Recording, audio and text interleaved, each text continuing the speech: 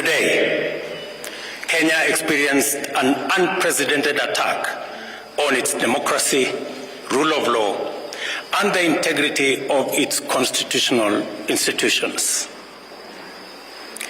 An otherwise legitimate expression of the fundamental rights and freedoms of assembly, demonstration, picketing, and petitioning of public authorities by a section of law-abiding citizens of the Republic of Kenya was infiltrated and hijacked by a group of organized criminals.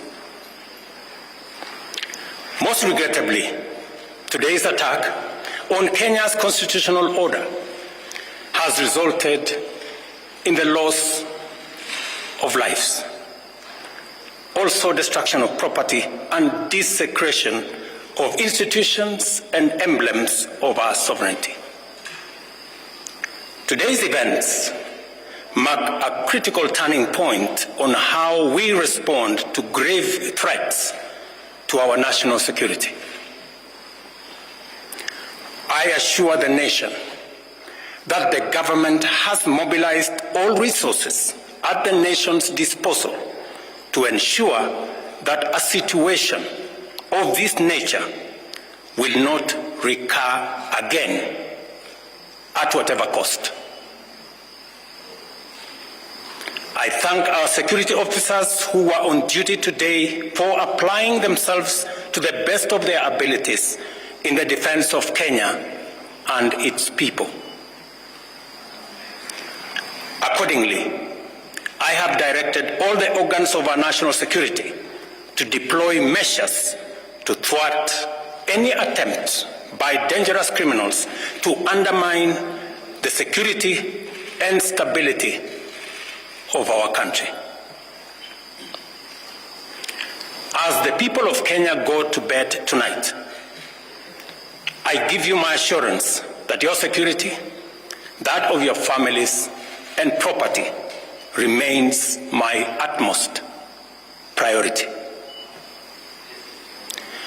To the young people of Kenya, who I must thank for helping our country organize our democratic discourse around issues, I thank you and assure you that the conversation you have begun around pertinent issues of our nation will continue to inform our policy and governance decisions. As I promised on Sunday, this conversation will not be in vain. I will not only champion for the cause of issue-based, policy-oriented, and tribeless engagement on critical national issues, but also provide a framework for this conversation to be processed and its outcomes implemented. However, our national conversation on any subject matter must be conducted in a manner that respects and honors the foundational values upon which our nation is established. We have incurred as a nation today. It is possible that the criminals who rained terror on innocent people and attempted to challenge our law enforcement deployments are still determined to continue with their dangerous behavior. I assure the nation of the government's determination to fulfill its constitutional duty of protecting the people of Kenya against all forms of harm. I hereby put on notice the planners, financiers, orchestrators, and abettors of violence and anarchy that the security infrastructure established to protect our republic and its sovereignty will be deployed to secure the country and restore normalcy.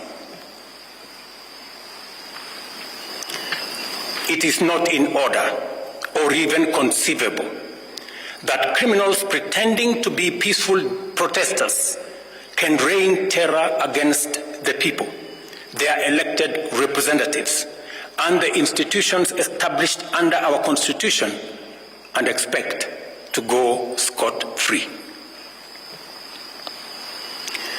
We must isolate crime from democratic expression and separate criminals from people exercising the freedom of expression and divergent opinion.